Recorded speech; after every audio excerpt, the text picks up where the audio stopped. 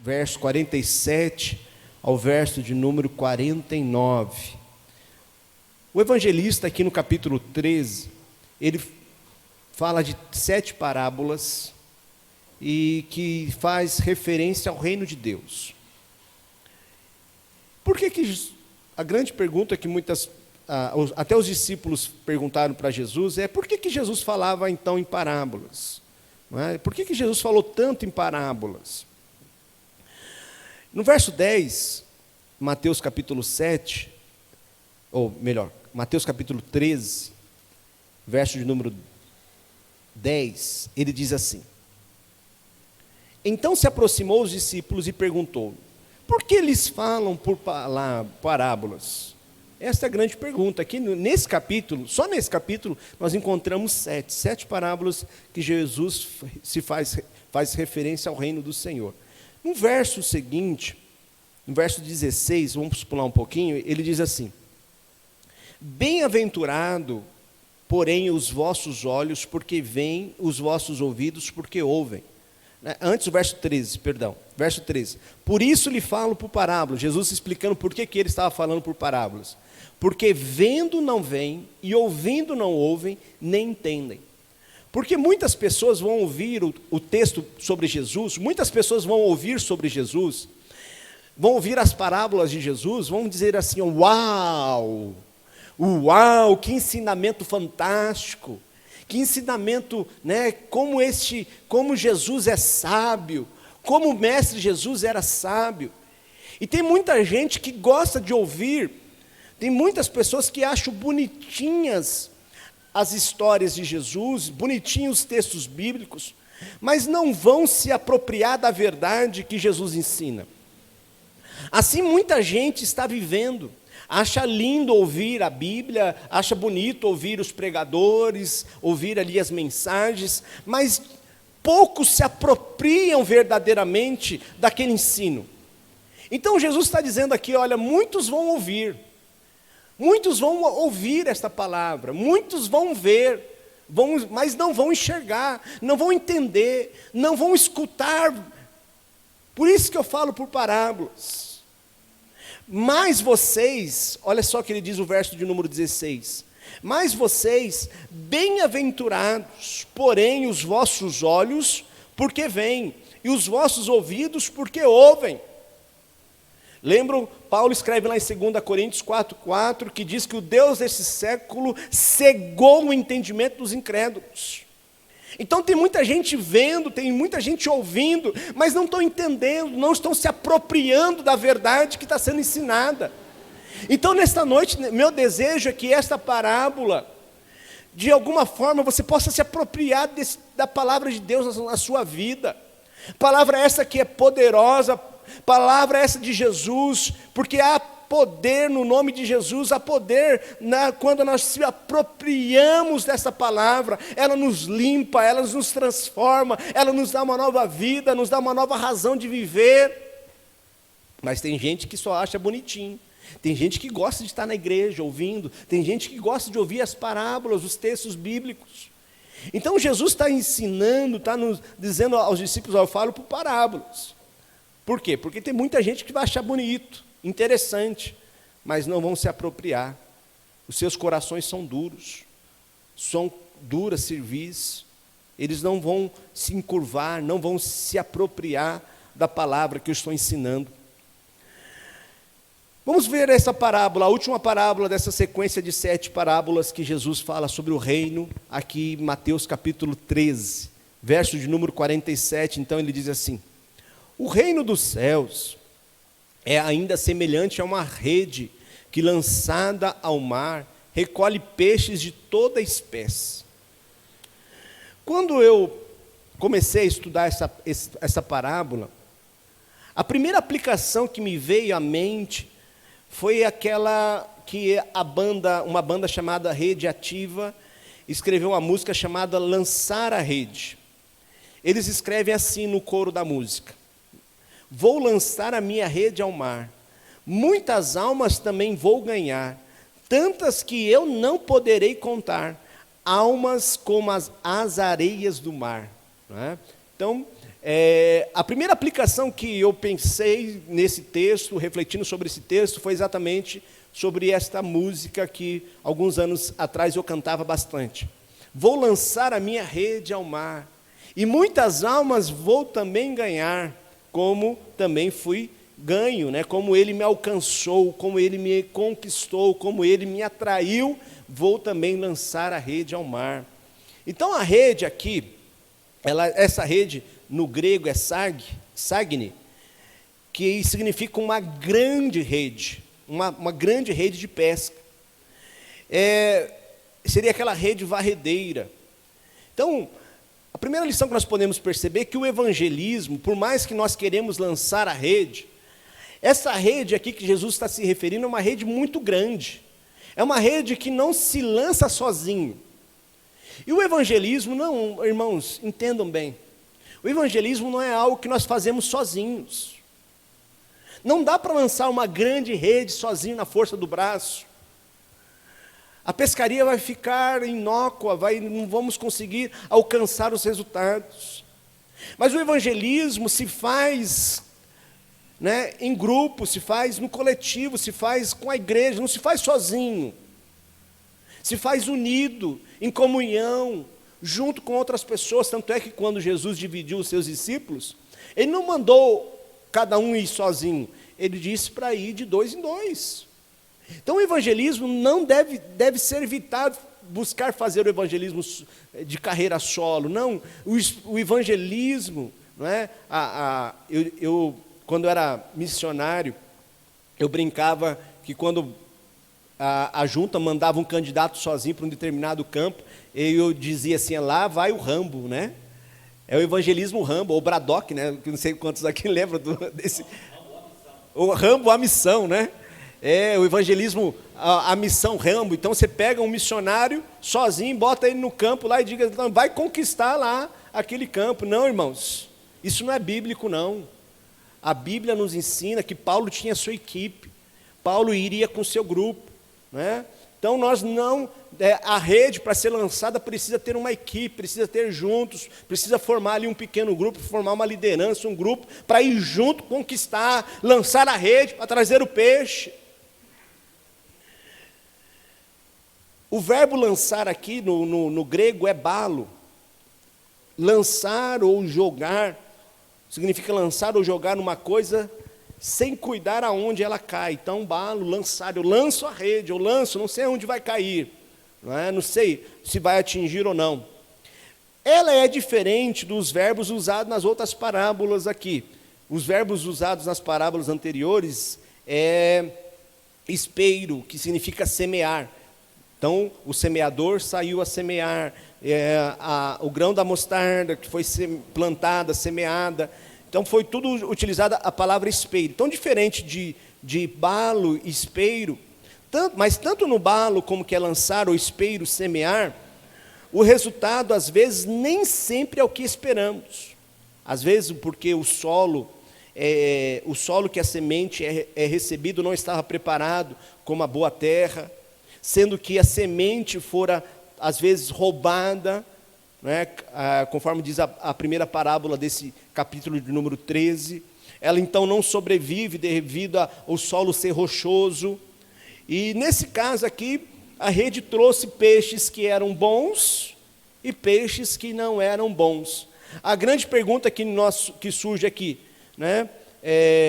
Apesar disso, Mateus capítulo 4, verso 19, Jesus diz assim, vinde após mim, e eu vos farei pescadores de homens. Você que é um cristão, você que é membro de uma igreja, Deus te chama com uma missão aqui na terra, a missão de ser pescador de almas, de você lançar, né, se você ir lá fazer o balo, né, de você ir trabalhar, lançar a rede, mas não sozinho, junto com o seu pequeno grupo, junto com o seu ministério, junto com a igreja, junto em comunhão, né? Então, em nome de Jesus, trabalhemos, lançamos a rede, trazemos os peixes para o Senhor, lancemos as boas sementes, para que nós vivemos um crescimento no reino de Deus. Penso numa segunda aplicação desse texto. A segunda aplicação desse texto, talvez eu acho que seja mais acertada do que a primeira, né? Eu acredito que talvez a aplicação evangelística não seja talvez o ideal, não seja a mais adequada. Mas essa segunda se faz referente, parece que essa segunda, essa aplicação que eu vou dizer agora, seja mais acertada. Por quê? Parece que esse texto já faz referência ao dia que o Senhor dará ordem aos seus anjos para juntar e separar o joio do trigo. Tanto é que isso pode ser possível porque ela é a última das parábolas, das 7 parábolas aqui que Jesus coloca sobre o reino. O verso 47, ele diz assim: recolhe os peixes de toda espécie. Verso 48, e quando já está cheia, os pescadores arrastam-no para a praia, e assentados escolhe os bons para os cestos, e os ruins deitam fora. Então a segunda aplicação nos mostra o seguinte, que haverá um dia do juízo, um dia na qual o Senhor vai separar o joio do trigo, um dia na qual o Senhor vai trazer ali, vai buscar os peixes que foram lançados, e vai haver uma separação entre peixes bons e peixes ruins. Já havia no Antigo Testamento peixes que não eram adequados para alimentação. Lá em Levítico, capítulo de número 11, verso 10, diz assim: porém todo trabalho que não tem, falando dos peixes, né? Porém todo que não tem barbatanas, nem escamas, nos mares e nos rios, todos os que examinem as águas e todos os ser viventes que há nas águas, esses serão para vós outros abominação. Então, já no Antigo Testamento, já ensinava que havia peixes bons para serem consumidos, peixes que não eram bons. E aqui, talvez, se faz referência a isso,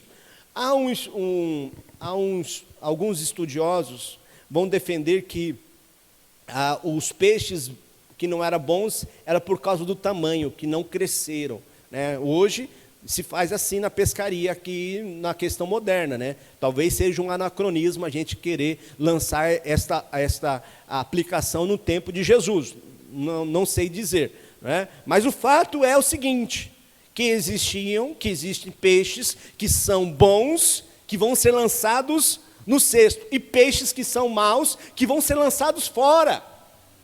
Aí a pergunta é, que tipo de peixe que você está sendo? Que tipo de peixe nós somos?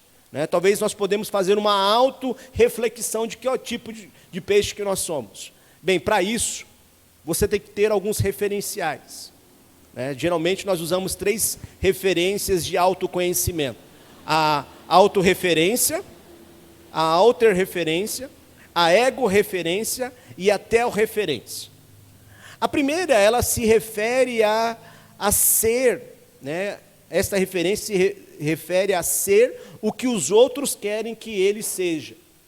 Será que você é um peixe bom segundo os olhos de outras pessoas? Ou será que você está sendo um peixe mau segundo os olhos de outras pessoas? O termo alter aqui vem do latim, que significa outro. Provérbios capítulo 1, verso 10, diz assim: filho meu, se os pecadores querem seduzir-te, não consintas.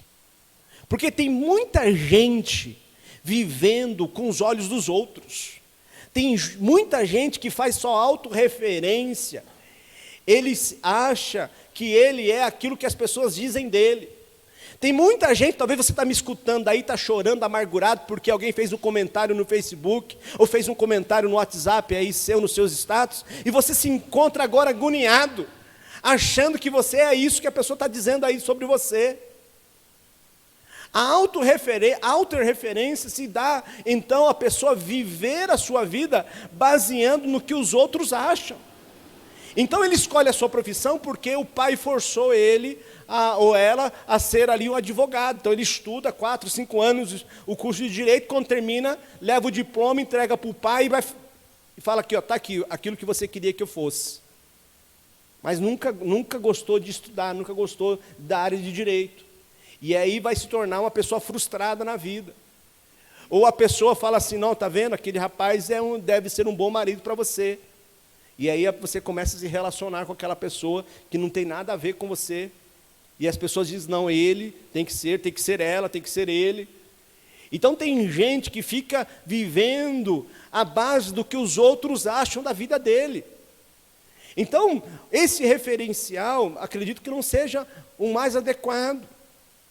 Outros vão tentar se libertar dessa tirania do outro, através da ego-referência. A segunda se diz referência assim, é ser o que eu quero ser. Eu cansei, geralmente ela diz assim, eu cansei, não quero mais saber as opiniões das pessoas, eu vou ser o dono do meu nariz. Agora sim, agora eu vou sair de casa, eu vou trabalhar, eu vou arrebentar, e eu vou então seguir os meus desejos, as minhas vontades, não quero saber mais de ninguém. Eu vou ser bom segundo os meus olhos, os meus consentimentos, a minha inteligência.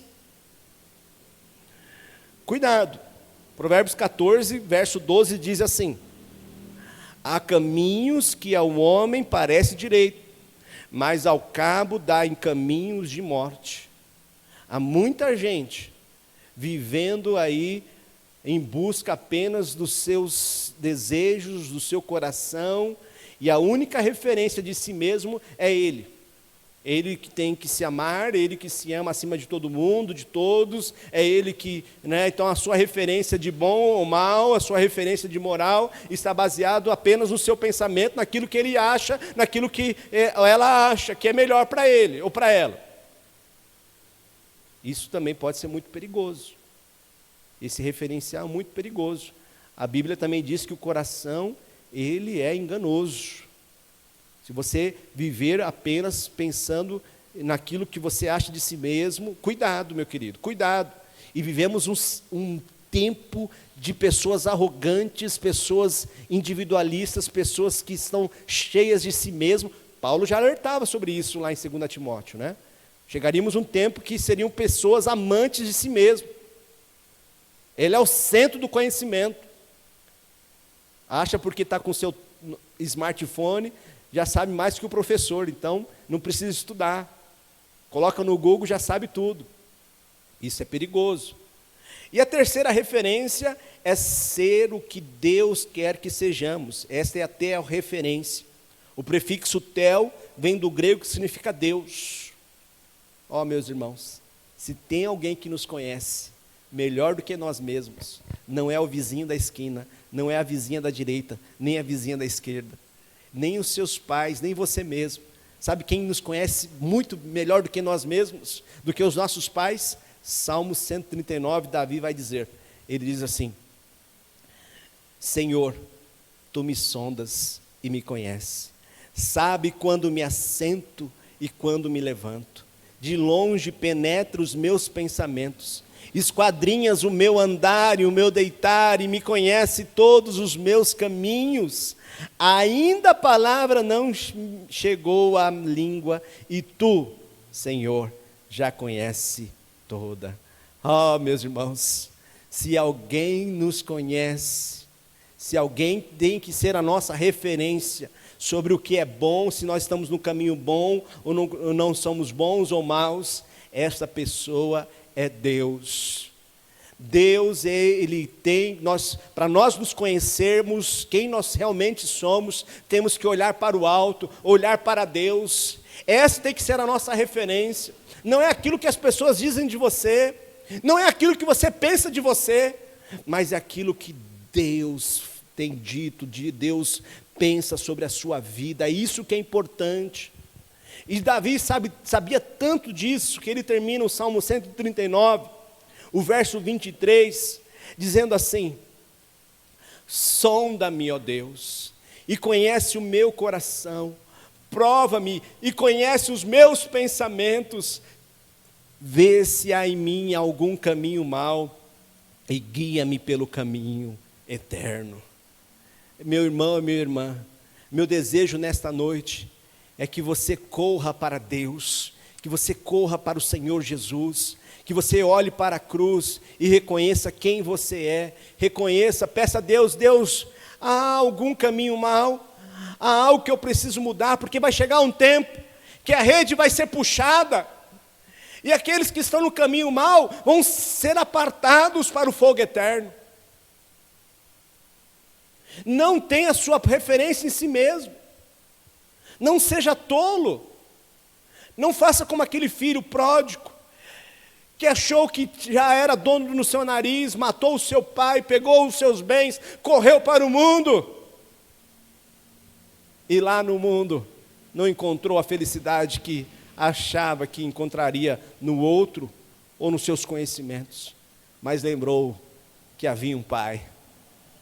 Havia um pai que era amoroso, um pai que conhecia mais do que ele mesmo. Então ele se levantou e correu arrependido para o seu pai.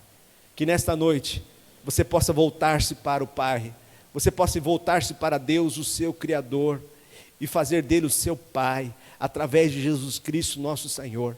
Provérbios capítulo de número 3, verso de número 5, diz assim: confia no Senhor de todo o teu coração, e não te estribas no teu próprio entendimento. Reconhece-o em todos os teus caminhos, e ele endireitará as suas veredas.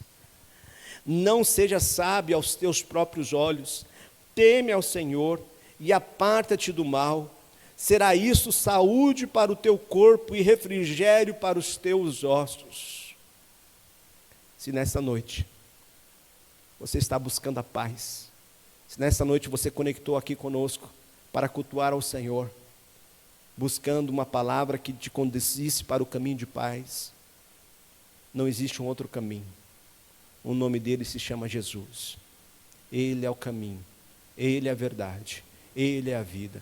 Ele pode te conduzir-se até Deus, ele pode curar-te, trazer o refrigério. Oh, meu irmão, oh, minha irmã, você que se encontra sobrecarregado, se preocupando com aquilo que as pessoas estão pensando de você, que os seus pais estão pensando de você, que a sua família está pensando de você. Geralmente, quando eu atendo algumas pessoas envolvidas em situações de pecado, eu percebo que a pessoa está pronta para ser liberta do seu pecado quando ela está pronta para confiar em Deus e confessar os seus pecados. Certa vez perguntei para um rapaz, disse assim: bem, você reconhece que você traiu a sua esposa, fez bobagem?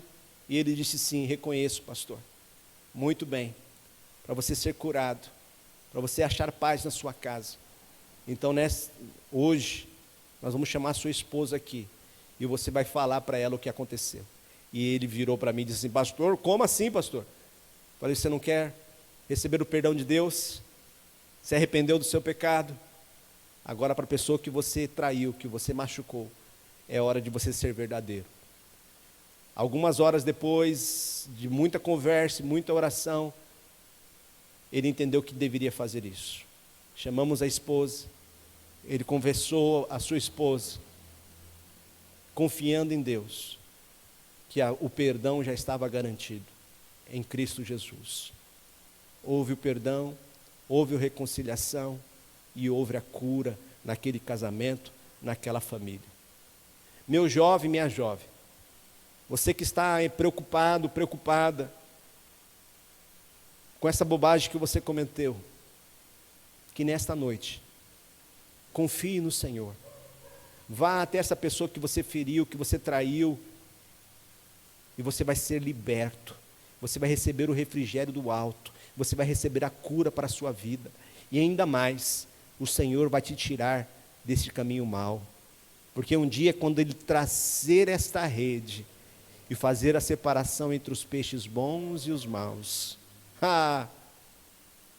em Cristo Jesus, Ele vai lançar você para viver a eternidade no paraíso, ao lado do Senhor.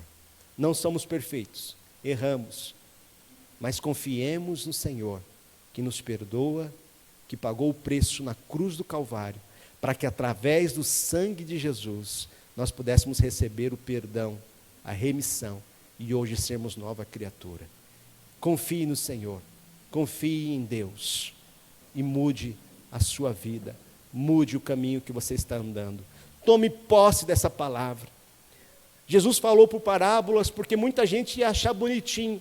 Talvez você está achando bonitinho isso que o pastor está falando, mas não vai funcionar nada na sua vida se você não tomar posse dessa palavra e confiar no Senhor, confiar que Ele é o melhor para a sua vida e sair desse caminho mau, abandonar esse relacionamento ilícito, abandonar esse dinheiro que não lhe pertence, pedir perdão para as pessoas que você machucou, parar dessa traição, correr para Jesus e ter a certeza que você vai ser perdoado e em Cristo Jesus viver uma nova vida, liberto de todo este mal que tem te seguido. Que Deus lhe abençoe. Nós vamos cantar mais uma canção.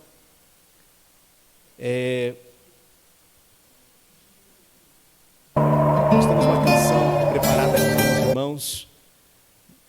E logo em seguida eu quero orar por você e pela sua família.